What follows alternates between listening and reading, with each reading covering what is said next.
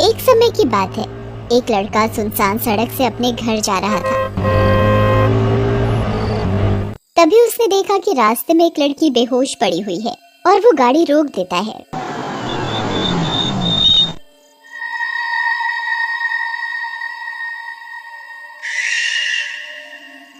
और उस लड़की के पास जाता है और वो लड़का वापस अपनी गाड़ी से पानी लेकर आता है। वो उस लड़की के मुंह पर पानी के छींटे मारता है और उस लड़की को होश आ जाता है। आप कौन है?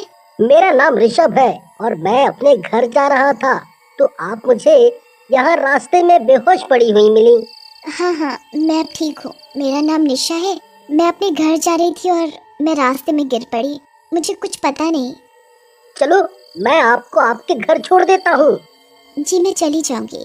देखो, रात बहुत हो चुकी है और रास्ता भी ठीक नहीं है और तुम्हारी तबीयत ठीक नहीं लग रही है। तुम मेरे साथ मेरे घर चलो। निशा उसके साथ चल देती है। ऋषभ घर पहुंचकर, निशा, ये है मेरा घर और ये मेरी माँ है। माँ, ये निशा है और ये मेरी छोटी बहन सपना है। बेटा, ये तूने अच्छा किया जो इसे घर ले आया। वहाँ रास्ते में पता नहीं इसके साथ क्या होता। माँ निशा से पूछती है, तुम्हारे घर में और कौन कौन है? माँ जी, मैं अनाथ हूँ। मेरा इस दुनिया में कोई नहीं है। मैं बिल्कुल अकेली हूँ। ये सुनकर ऋषभ की माँ को निशा के ऊपर दया आ जाती है और वो निशा से कहती है, अब से तुम यहीं रहना और अपने आप को कभी अनाथ मत कहना। अब से मुझे ही अपनी माँ समझना। निशा खुशी से रोते हुए, जी माँ जी। निशा, तुम्हें किसी चीज की जरूरत हो तो बेझिझक मांग लेना। रात भी बहुत हो चुकी है। अब तुम सब सो जाओ। मैं निशा को उसका कमरा दिखा देता हूँ। निशा, ये तुम्हारा कमरा है। और ये कहकर ऋषभ सोने चला जाता है। रात को घर के सभी लोग गहरी नींद में सोए हुए होते हैं। तभी निशा अपने कमरे से निकलकर सपना के कमरे में जाती है। वो देखती है कि सपना गहरी नींद में सोई हुई है। वो सपना के पास जाती है और वो अपने असली रूप में आ जाती है।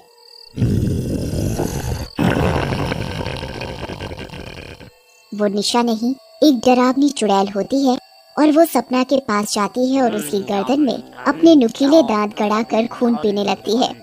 तभी सपना की आंख खुल जाती है। सपना बुरी तरह चीखती है, चुड़ैल, चुड़ैल, मुझे छोड़ो।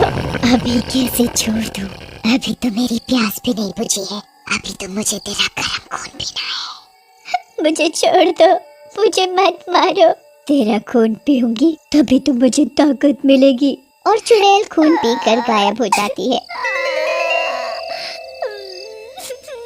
अगली सुबह, ऋषभ, सपना, निशा कहाँ रह गए? नाश्ता लग गया है, सब आ जाओ। ऋषभ आ जाता है। माँ ऋषभ से कहती है, देखना तो ये सपना कहाँ रह गई, अभी तक नहीं आई। माँ, मैं अभी देखता हूँ। तभी सपना भी आ जाती है। सपना, आज तुम्हें आने में इतनी देर कैसे लग गई? माँ कुछ नहीं, बस ऐसे ही थोड़ी तबीयत ठीक सी नहीं लग रही। सपना मन ही मन सोचती है कि रात वाली बात माँ को बता देती हूँ, पर कोई भी मेरी बात का यकीन नहीं करेगी और सपना किसी से कुछ नहीं कहती। तभी, सपना, तुम इतनी कमजोर सी कैसे लग रही हो? और ये तुम्हारी गर्दन पर निशान कैसा?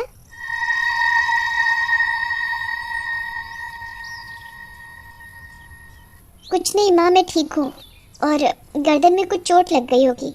और सपना नाश्ता करके अपने कमरे में सोने चली जाती है। आज सपना को क्या हुआ? इसने ठीक से नाश्ता भी नहीं किया और ठीक से बात भी नहीं की। माँ, ऐसा कुछ नहीं है। उसकी तबीयत ठीक नहीं है, तभी, और कुछ नहीं। तुम हम सबकी ज्यादा चिंता करती हो ना, बस, और कुछ नहीं।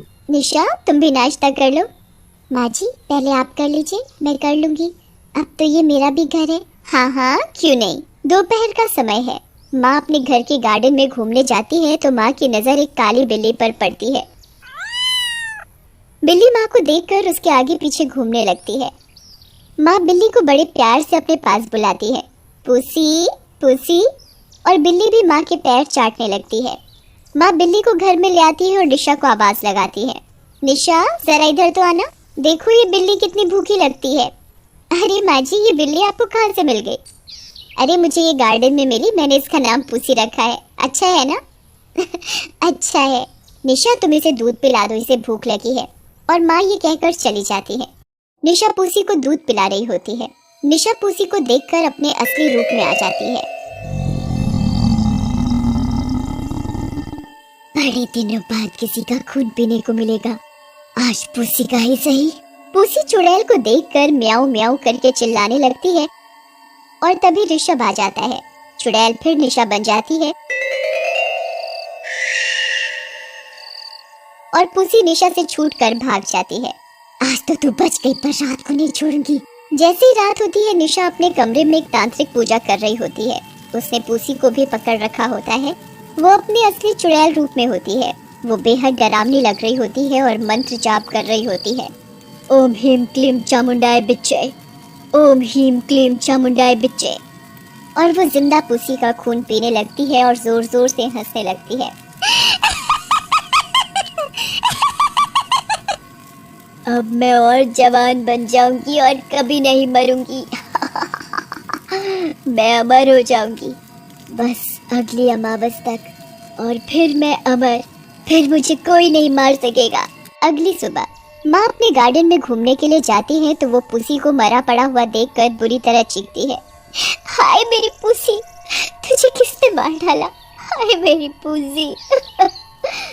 और माँ पूसी को लेकर रोती है। माँ, किसी जानवर ने पूसी को मार डाला होगा। और निशा अंदर ही अंदर खुश होती है। माँ परेशान ना हो, अब होनी को कौन टाल सकता है। आप अंदर चलिए। और अगले दिन निशा, क्या बात है, आज तुम बदली बदली सी लग रही हो। निशा ये सुनकर थोड़ा डर जाती है और कहती है, मतलब? अरे डरो मत, मेरे कहने का मतलब है कि तुम आज पहले से भी ज्यादा कम उम्र की लग रही हो। तुम दिन पर दिन खूबसूरत होती जा रही हो। निशा मन ही मन में यही तो चाहती हूँ, सबसे खूबसूरत और जवान। और निशा मुस्कुराने लगती है। मैं खाना लगाती हूँ, तुम खाना खा लो। निशा ऋषभ की प्लेट में खाना निकाल कर देती है। ऋषभ खाना खाने लगता है। निशा, जरा चाकू तो देना, सेब काटना है। ऋषभ सेब काट कर खा रहा होता है तो ऋषभ की उंगली कट जाती है तो ऋषभ की उंगली से खून बहने लगता है।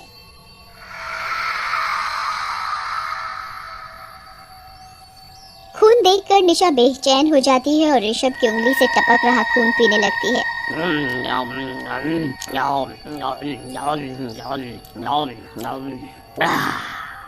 निशा, मुझे कुछ नहीं हुआ, मैं ठीक हूँ। और अपनी उंगली निशा से छुड़ा लेता है। ऋषभ निशा की ये हरकत देखकर उसे बहुत अजीब लगता है। ये निशा को क्या हुआ? कितना अजीब सा बर्ताव कर रही थी। और जैसे ही रात होती है, निशा को बेचैनी होने लगती है। निशा अपने कमरे में जाकर फिर तांत्रिक पूजा करने लगती है। ओम ह्रीम क्लीम चामुंडाय बिच्चे, ओम ह्रीम क्लीम चामुंडाय बिच्चे। निशा जब पूजा कर रही होती है तभी ऋषभ की माँ पानी पीने के लिए रसोई में जाती है। अरे, इतनी रात में निशा के कमरे की लाइट कैसे जल रही है? और माँ निशा के कमरे के पास जाती है तो माँ की आंखें फटी की फटी रह जाती हैं। माँ देखती है कि निशा तांत्रिक पूजा कर रही है और वो निशा से चुड़ैल में बदल जाती है।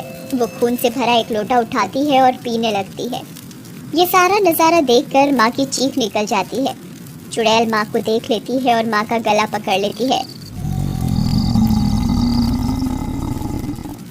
मैं तुझे नहीं छोड़ूंगी, तूने मुझे देख लिया, अब मैं तेरा गर्म खून पीऊंगी।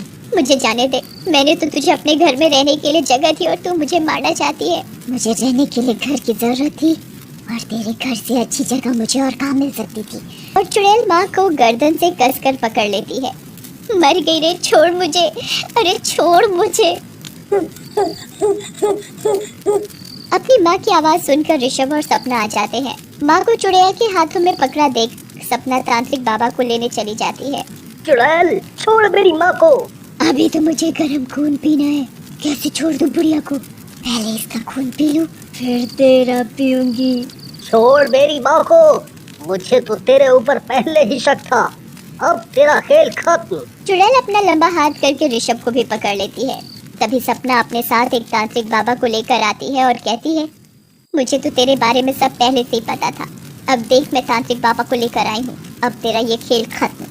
तांत्रिक बाबा अपने हाथ में लोटे से पानी लेकर मंत्र पढ़ने लगता है और चुड़ैल पर फेंकता है। जैसे ही मंत्र पढ़ा हुआ पानी चुड़ैल पर पड़ता है, चुड़ैल ऋषभ और माँ को छोड़ देती है। ए तांत्रिक, तू मारेगा मुझे, हट जा मेरे रास्ते से, नहीं तो मैं तेरा खून पीकर तुझे भी मार डालूंगी। तू मेरा कुछ नहीं बिगाड़ सकती, ये ले। तांत्रिक अपनी शक्तियों द्वारा त्रिशूल चुड़ैल के पेट में डाल देता है और चुड़ैल राग बनकर हवा में उड़ जाती है।